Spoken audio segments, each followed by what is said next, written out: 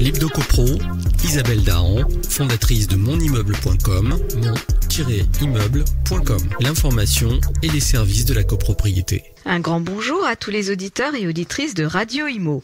J'aurais peut-être dû aborder ce sujet un peu plus tôt, car nous sommes maintenant au cœur de la période hivernale, mais comme cette question revient tous les ans, lorsqu'il commence à faire un peu froid, le moment reste propice. En effet, on me demande souvent à partir de quand peut-on demander de rallumer le chauffage dans les immeubles.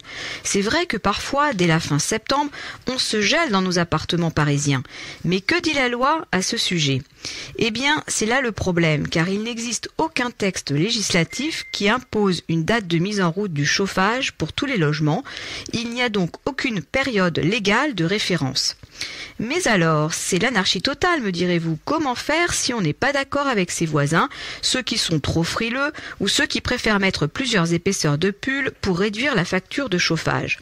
En fait, la plupart du temps, on retrouve cette date de mise en chauffe dans le règlement de copropriété, mais si ce n'est pas le cas, c'est le syndic qui la fixera en accord avec le syndicat des copropriétaires et qui la fera inscrire dans le contrat du chauffagiste.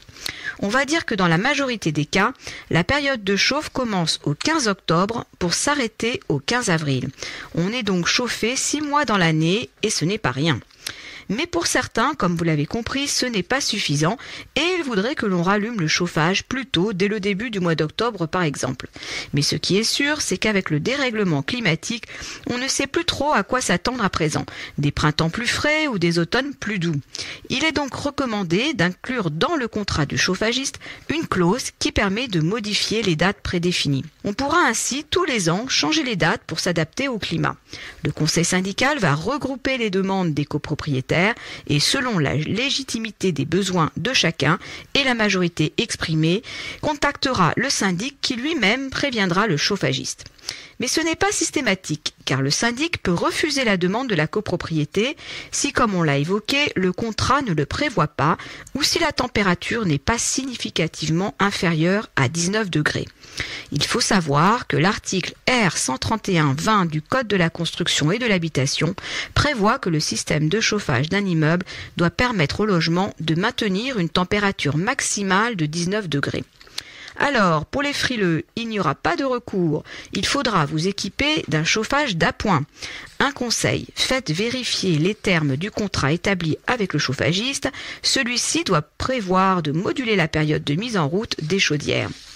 Cela ne mettra pas pour autant tout le monde d'accord, car certains occupants sont plus frileux que d'autres, mais aussi parce qu'il est difficile d'assurer une chaleur uniforme à tous les étages.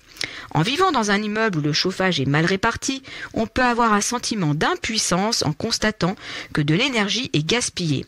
Les habitants des étages inférieurs ouvrent leurs fenêtres en plein hiver parce qu'ils ont trop chaud, alors que ceux des étages supérieurs ont froid. Par temps froid, sans soleil et sans vent, la différence de température entre les appartements d'un même immeuble ne devrait pas dépasser 2 degrés. Chaque degré de différence accroît la consommation d'énergie, car on règle la chaudière sur les appartements les plus froids, ceux qui surchauffent les autres. Par exemple, 4 degrés de différence augmentent la consommation d'énergie de plus de 15%. Alors, si la disparité est importante dans votre immeuble, cela peut venir d'un déséquilibre hydraulique où la tuyauterie peut s'être obstruée, c'est l'embouage. Les problèmes de chauffage dans un immeuble peuvent aussi provenir de vannes de radiateurs déficientes ou de la présence d'air dans les radiateurs et dans la tuyauterie. Donc, si votre immeuble souffre d'une mauvaise répartition du chauffage, profitez de l'hiver pour mesurer les écarts de température avec vos voisins, mais il sera peut-être trop tard pour y remédier.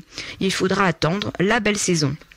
J'attends vos commentaires. Dans votre immeuble, changez-vous la date de mise en route du chauffage tous les ans? Arrivez-vous à vous mettre d'accord avec vos voisins? Observez-vous de grandes disparités d'un étage à l'autre? On se retrouve dans une semaine pour notre rendez-vous Hebdo-Copro. À noter dans vos agendas notre prochaine soirée apéro-copro du mardi 13 mars. La billetterie est ouverte, alors inscrivez-vous sans tarder pour réserver votre place. Mais d'ici là, restez bien au chaud et continuez de nous suivre sur monimmeuble.com.